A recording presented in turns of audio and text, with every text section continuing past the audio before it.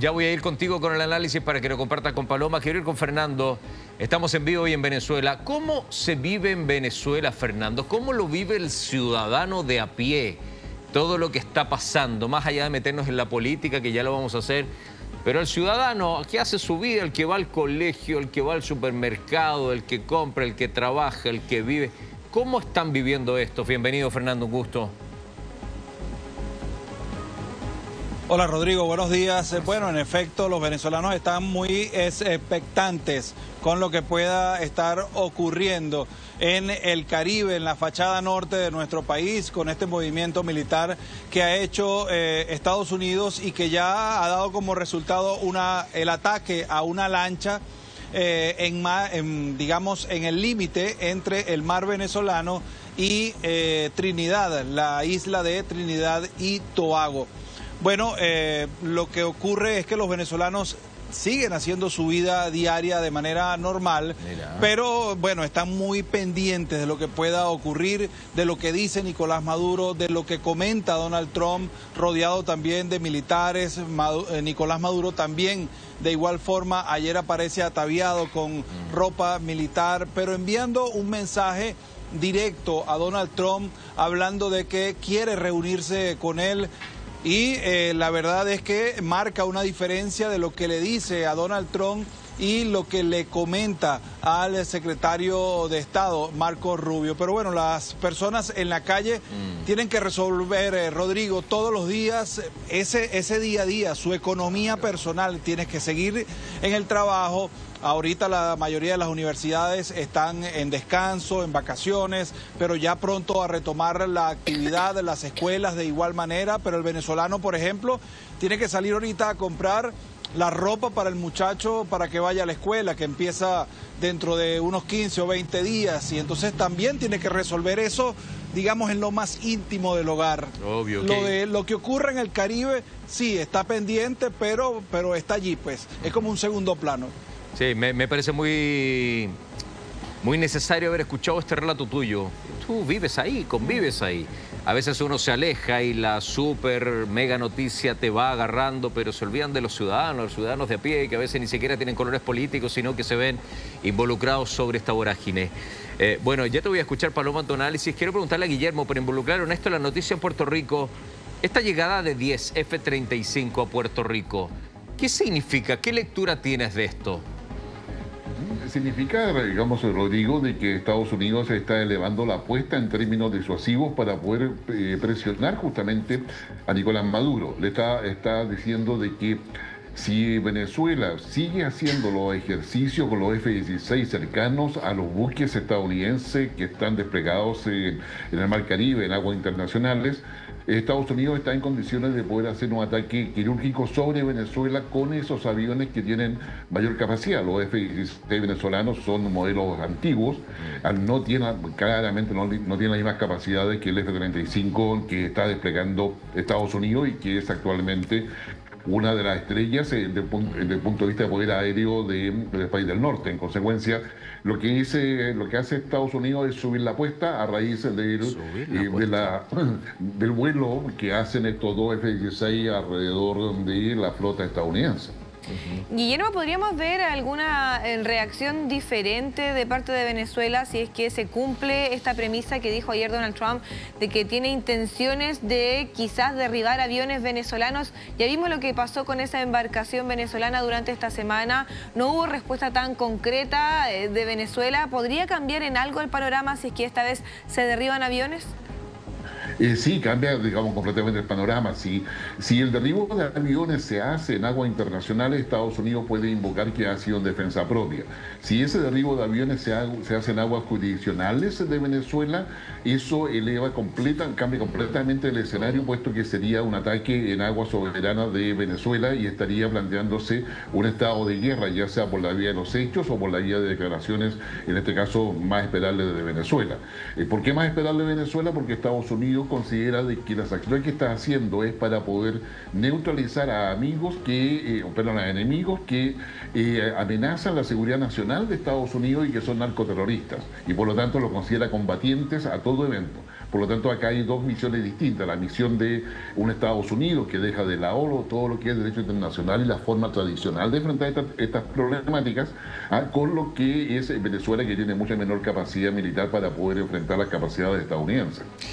Fernando, esa imagen de la lancha que estamos viendo, donde supuestamente iba droga, donde cae un misil, donde mueren 11 personas, ratificado por Estados Unidos, sale también la versión de que es inteligencia artificial.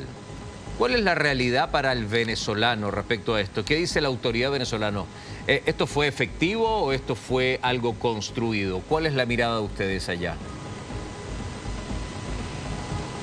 Bueno, aquí hay información, Rodrigo, de colegas que viven precisamente en el estado Sucre, que es de donde supuestamente habría salido esta embarcación, en el estado Sucre, específicamente de la población de San Juan de Unare, y donde vivían al menos 8 de los tripulantes de esa embarcación. El resto de los tripulantes vivía en una población cercana a esta llamada Guiria. Es la información que colegas que viven en el estado Sucre han comenzado a reportar.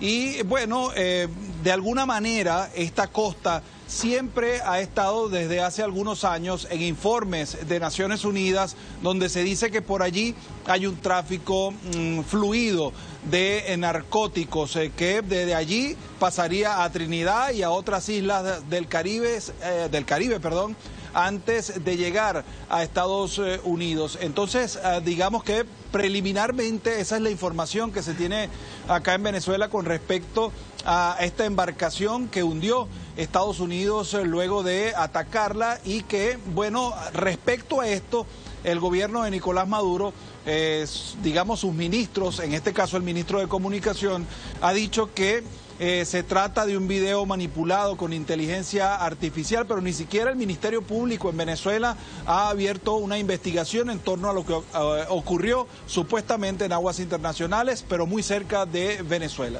Sí, eso es bastante extraño también, ¿no? Porque estamos hablando de que son 11 ciudadanos venezolanos que no se sabe si es que finalmente fallecieron o no. Sé que se habla de inteligencia artificial, es extraño, o sea, ¿es inteligencia artificial o no? Porque, o si no, tendríamos que hablar con la familia y saber que efectivamente ocurrieron esas bajas, ¿no?, de estas 11 personas que por lo demás son incriminadas como parte del Tren de Aragua, cosa que tampoco ha sido probada qué iba dentro de esta embarcación. Y además de todo esto, recordemos que Estados Unidos comienza con esta operación mencionando la idea de que Nicolás Maduro estaba es el líder, ¿cierto?, del Cartel de los Soles y de una banda criminal de narcotraficantes, pero todavía no ha mostrado ninguna prueba con respecto a ello. ¿Cómo se toman esto los venezolanos? ¿Cómo es el apoyo a Nicolás Maduro en Venezuela? ¿Qué dicen ellos? ¿Creen que realmente él está detrás de una banda criminal de narcotráfico, por ejemplo? Claro.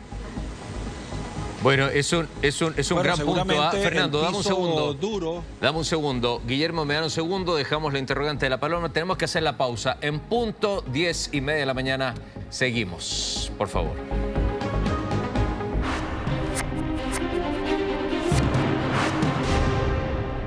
Muy bien, estamos en vivo en directo, 10 de la mañana con 38 minutos, con Guillermo Holtzman, nuestro analista. Está Fernando Tineo desde Venezuela recibiendo información ahí en celular. Y está Paloma Ávila, que hacía una pregunta y una reflexión. Paloma, ¿lo podemos recordar para la gente que se viene sumando también a esta hora? Sí, por supuesto. Bueno, más que nada, saber cuál es la opinión de los venezolanos con respecto a esto que afirma Estados Unidos, de que Nicolás Maduro sería el líder del Cartel de los Soles y un líder de una banda criminal que ha llevado el narcotráfico a otra escala, sobre todo ahí en ese sector, en el Mar Caribe y a sus países vecinos. ¿Qué es lo que se opina allá, Fernando, con respecto a eso? Me da la sensación que no está llegándole la comunicación a Fernando. ¿Fernando, escuchas o no? Ya, no tiene escucha. Problemas con el retorno, pero bueno, también podríamos pudo hacerle esa pregunta a Guillermo, ¿no? ¿Cuál es la opinión que podrían tener los venezolanos que siguen allá en territorio venezolano, valgo la redundancia? La verdad, Paloma, es que toda la información que se tiene respecto a la participación de Maduro y sus principales ministros o jefes militares es una información que proviene solamente de Estados Unidos. Si uno toma los informes de Naciones Unidas, se diría de que los dirigentes, Maduro y los otros jerarcas del régimen venezolano, se benefician de sobornos o del pago de plata de parte del narcotráfico, pero Venezuela no posee un protagonismo mayor o protagonismo muy importante dentro de lo que son las bandas que trafican drogas hacia Estados Unidos. El mayor protagonismo lo tienen grupos que están en Colombia, que usan a Venezuela como corredor para sacar drogas, pero donde el régimen de Maduro recibe los beneficios económicos de permitir el paso por territorio venezolano, y no habría efectivamente una capacidad de producción tan relevante dentro de Venezuela. Eso es lo que hoy día se sabe. Estados Unidos, a raíz del juicio que hace contra Maduro en la primera administración de Trump y que lleva, ¿no es cierto?, a considerar a Maduro como el líder del cartel de los soles en una corte de Manhattan, señala de que Maduro, Diosdado Cabello y Padrino López, ministro de Defensa, son los principales jerarcas de los cartel de los soles en aquellos años. Estamos hablando año 2021. Actualmente la información que se tiene es que el cartel de los soles está bastante diseminado al interior de Venezuela, donde justamente la participación de los jerarcas del régimen es una actuación más bien pasiva y no protagónica respecto a la producción de drogas, sino que se aprovechan de todo el proceso de tránsito para poder tener ganancias, pero no son efectivamente productores. Paloma, Fernando ya te escucha ya. Sí, Fernando, bueno, no sé si alcanzaste a escuchar lo que estábamos tratando de analizar acá un poco con Guillermo también, de cómo es vista esta situación allá en Venezuela, si se cree que Nicolás Maduro está realmente implicado o no en este narcotráfico a gran escala. Sí, bueno, recuerden que aquí no hay una investigación de ese caso en Venezuela. Recuerden que la Fiscalía, el fiscal general de la República es afín al gobierno de Nicolás Maduro, ha sido gobernador, ha sido legislador por el Partido Socialista Unido de Venezuela, así que del Ministerio Público no podemos esperar que haga, digamos, una investigación puntual a Nicolás Maduro, a su entorno o a esta denuncia que haga, por ejemplo, la fiscal general de Estados Unidos, Pam Bondi. Pero, Fernando, ¿allá se conoce el cartel de los soles, por ejemplo? Bueno, eso es un rumor acá en Venezuela, de eso se habla acá en el país, pero digamos no hay algo que pruebe realmente que eso sucede. No hay una investigación del cual, por ejemplo, un periodista pueda tener en la mano y decir, mira, de acuerdo a esta investigación esto existe, esto pasa. No lo tenemos a la mano. Ya, ¿y opinión en la calle, por ejemplo, opinión pública con respecto a las drogas en Venezuela y en la región? Por ejemplo, si uno sale acá en Venezuela al estado Aragua a preguntar por el tren de Aragua, nadie habla. Porque la gente tiene cierto temor con ese tema, ¿no? Hemos intentado hacer algún tipo de trabajo sobre los orígenes del tren de Aragua, pero allí en la zona donde se originó el tren de Aragua, las ONGs no hablan. Las personas, los ciudadanos que hacen vida, digamos, en esas comunidades tampoco hablan. Entonces hay temor a hablar del tema del tren de Aragua, de las drogas acá en Venezuela. Me manda esta información Gonzalo Espinosa, que es nuestro meteorólogo, que es marino, y él me dice que todo buque de guerra que es sobrevolado por una aeronave que no se identifica, una aeronave de combate, debe derribarlo, pues es considerado hostil. Esa es la definición que hay también en la Marina. Gracias, Gonzalo, por la información tremendamente útil. Guillermo, ¿qué va a pasar? ¿Qué crees tú? ¿Hacia dónde va esto? ¿Qué busca Trump? ¿Qué quiere ganar Trump? No sé si escuchaste la frase de Maduro ayer. Nos encanta la paz, pero somos guerreros. Abre la milicia, 8,2 millones, y está abriendo la milicia para que se sume más gente. ¿Qué va a pasar? A ver, digamos, el escenario más optimista de lo que suceda es que Nicolás Maduro renuncie o huya del país, se le permita salir del país y se establezca un régimen de transición. Ese sería el escenario más optimista, es decir, no hay ningún ataque, no hay muerte, no hay ningún ataque sobre el territorio venezolano, sino que simplemente el líder venezolano sale de Venezuela. Para que eso suceda, se requiere que haya una presión tanto de Rusia como de China, que no va a ser nunca reconocida, y también, yo diría, de Cuba. Y en esa perspectiva, Maduro podría salir, igual como salió Bashar al-Assad de Siria, con las maletas de dinero, con sus principales asesores a algún país que lo quiera recibir. Eso yo creo que sería lo ideal.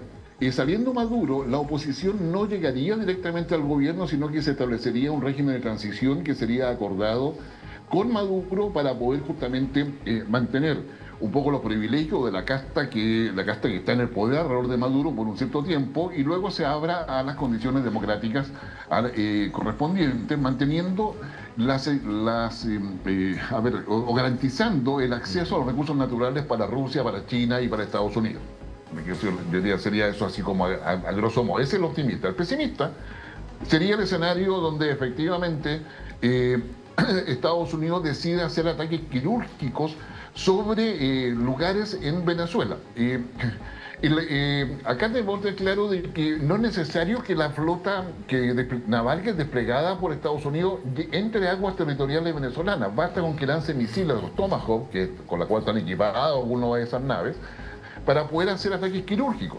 Esto ya lo vimos en la primera administración de Trump cuando ataca a Siria, por ejemplo. Digamos, lo hemos visto ahora último en los ataques contra los hutíes en Yemen. En esa perspectiva serían ataques quirúrgicos para poder, digamos, matar a Nicolás Maduro y generar la transición. Digamos que sería el objetivo. Recordemos que Estados Unidos ha colocado $50 millones por la captura de Nicolás Maduro, tiene toda una causa judicial que le da el argumento para sostener que son narcoterroristas que afectan la seguridad nacional de Estados Unidos. En esa perspectiva, el escenario pesimista en consecuencia estaría dado por un ataque quirúrgico o por una eventual extracción muy específica, pero que no se van a involucrar en colocar soldados americanos en terreno de Caracas. El ataque que se hace sobre la barcaza equivale, en términos de señal, a que tú le puedas apuntar a un palo de fósforo que esté en una piscina. Claro. Es decir, la capacidad tecnológica de esto, porque es una barcaza, es una barcaza pequeña. Es como si yo te pidiera, dime dónde está el palo de fósforo que acabo de tirar en la piscina.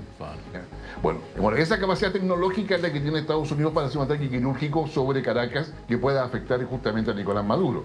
Y lo que está haciendo ahora Estados Unidos es elevar esa capacidad de fuerza con el despliegue de los F-35 en Puerto Rico, digamos, ejercicios anfibios que le permitan a Maduro, yo diría, pensar que lo van a atacar, pero en realidad lo que está haciendo Estados Unidos es incentivar la traición en el círculo de Maduro.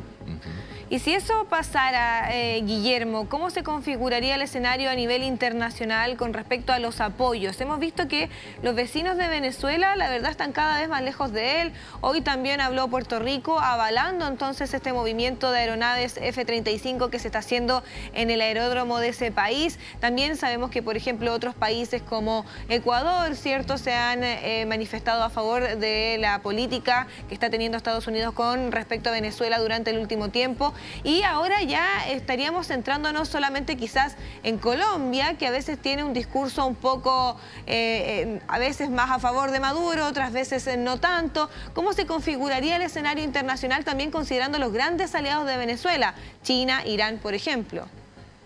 A ver, empezamos por la región. En Colombia, yo diría que Gustavo Petro se va a mantener, yo diría, con mucha retórica, pero con poca acción. Primero porque Estados Unidos no ha incorporado la disidencia ni de la FARC ni de la Ejército de Liberación Nacional como narcoterroristas. En consecuencia, ha dejado tranquilo a Colombia.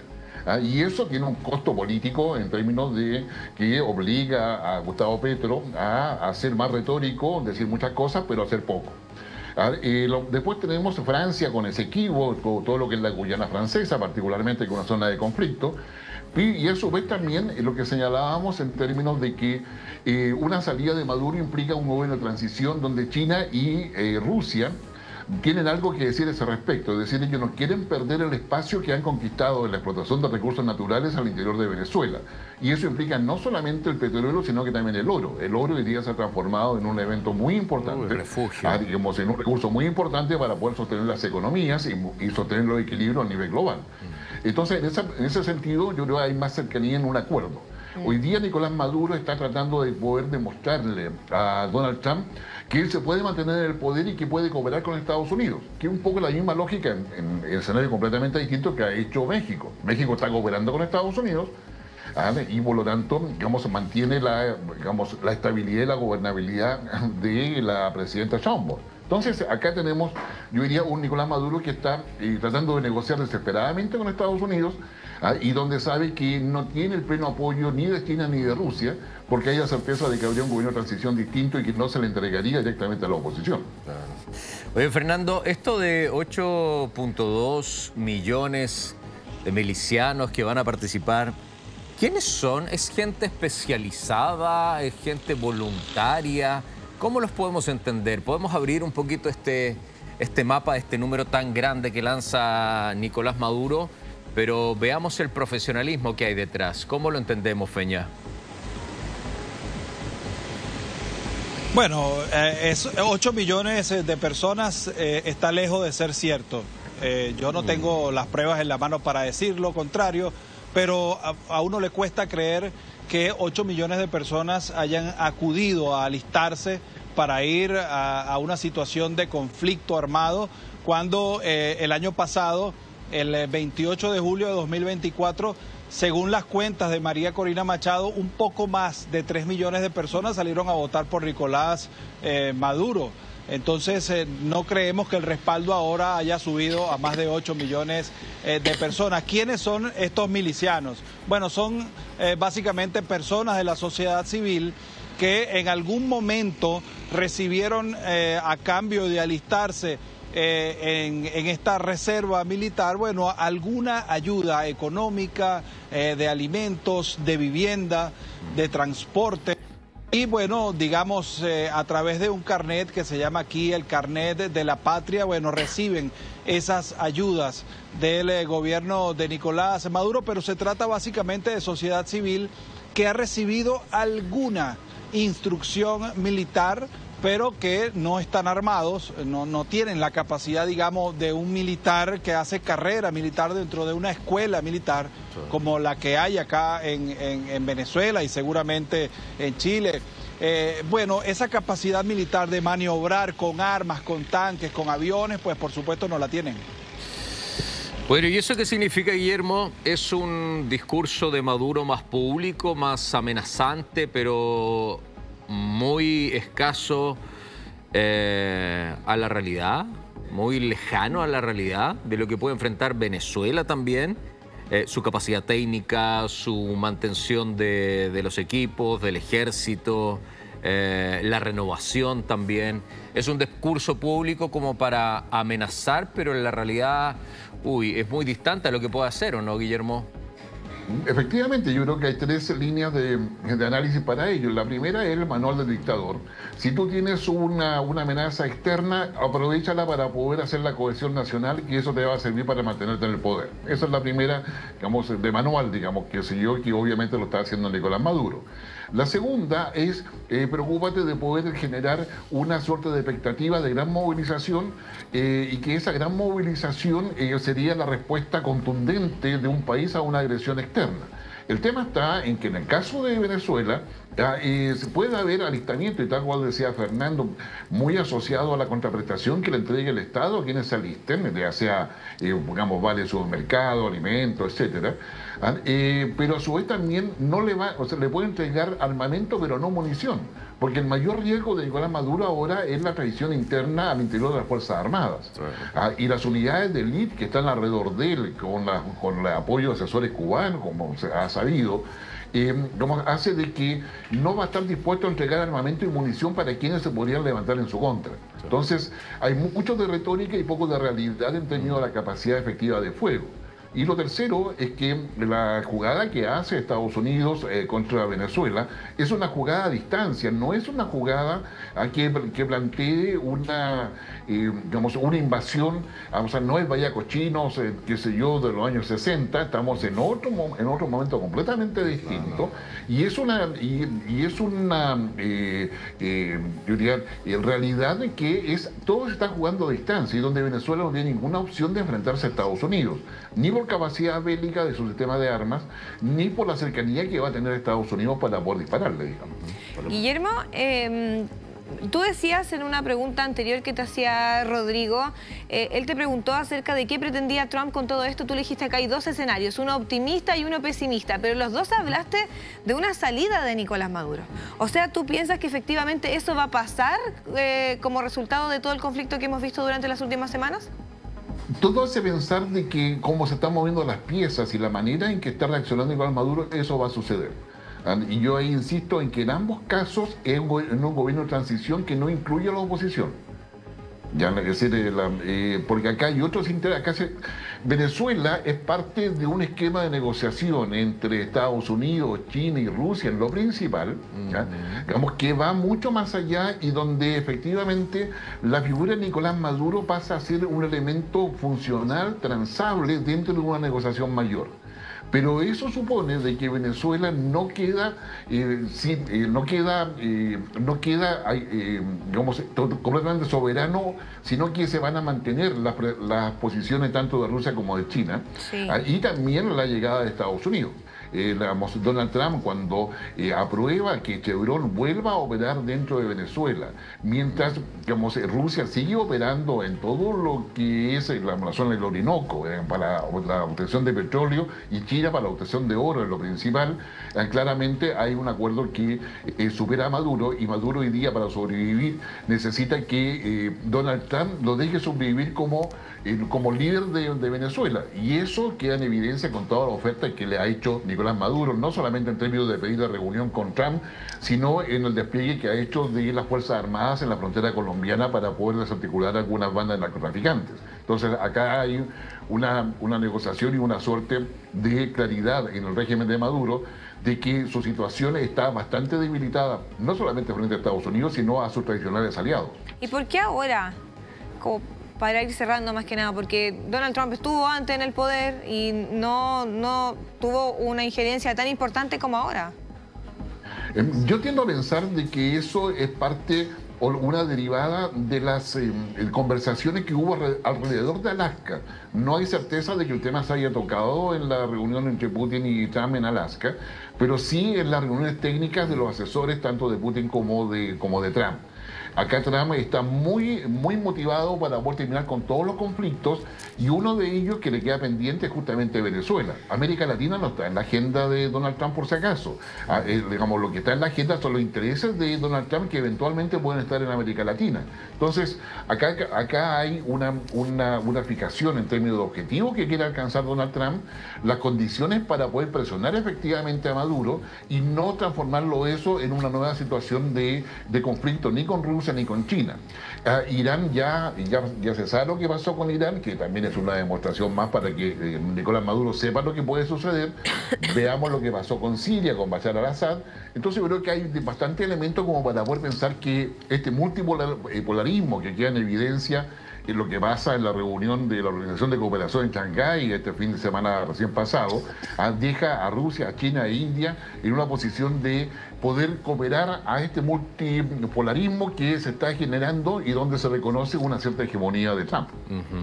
La última, Feña, ¿hay alguna actividad marcada por Maduro hoy día?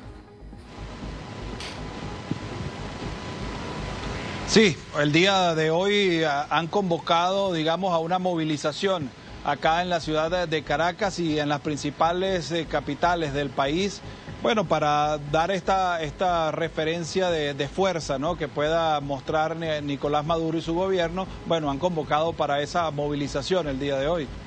Bueno, Feña, un abrazo grande. Cualquier cosa, seguimos en vivo con nosotros, cualquier cosa. Guillermo, gusto verte tanto tiempo. Que te vaya muy bien. Lo mismo, Rodrigo. Chao. Chao, Guillermo. Fernando. Gracias. Chao, Fernando. Paloma, bueno, cerremos tu balance final también de esto. Sí, bueno, es interesante las palabras de Guillermo, ¿no? Él apuesta porque sí o sí esto termina en una salida de Nicolás Maduro, y eso significaría un tremendo cambio, no solamente para Venezuela, sino que para todo Latinoamérica. Así que vamos a estar súper atentos, Rodrigo, paso a paso. Esto se está moviendo todos los días, así que vamos a seguir muy atentos ahí a todo lo que pueda pasar para ir actualizándonos. Bueno, muy agradecido, Paloma. Que te vaya bien. Vaya por un tecito. Sí, gracias. Sí. Chao, chao. O si quiere un cafecito. Un cafecito mejor. Un cafecito. Eso. Gusto verte, Paloma. Nos vemos. Chao. Gracias por todo.